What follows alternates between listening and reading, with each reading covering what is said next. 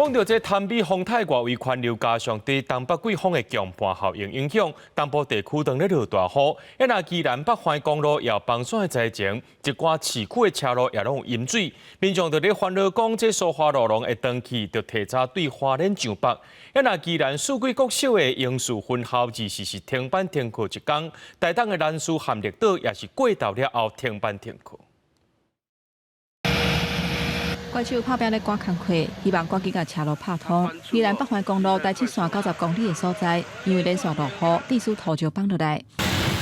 疏花路龙从调到和平这段，正正因为3度2风台，地势水崩山，互铁路甲公路未通。即马路虽然已经会通，不过民众烦恼落大水雨，会搁一届互车路断站。会担心说会受到台美台风外围环流的影响吗？会啊，对啊。所以有没有做提早出发的？有提早出发的要。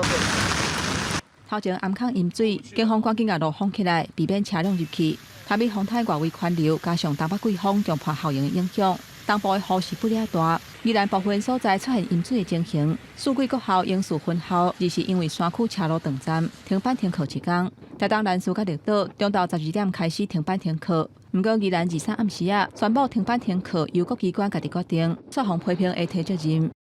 还好哈，就不影响上课啦。不会 ，OK。是可以早一点宣布啦，因为早点讲。对，因为我们如果要接送小孩的话，然后又要上班的话，可能在那边等下去会有一点困扰。依照目前现行停班课的一个规定，各机关本来也就可以依照地形的一个状况或是现状来做一个宣布。官府表示，山区的天气变化真大。 当地公所较有法度掌握在地情形，而且嘛符合相关的法规，尊重公所的判断。预计今天、接下来一直到明天的清晨都是降雨的高峰期，在北基以及宜花东地区都要留意豪雨或者局部豪雨以上等级降雨出现。根据气象署的统计，23饭店未到达，台北阳明山累积的雨量已经超过500毫米，宜兰山区嘛有300毫米。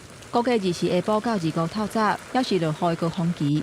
湘北、基隆、甲宜兰花莲，拢要注意会落大雨，或者是有的所在会落大水雨。记者综合报道。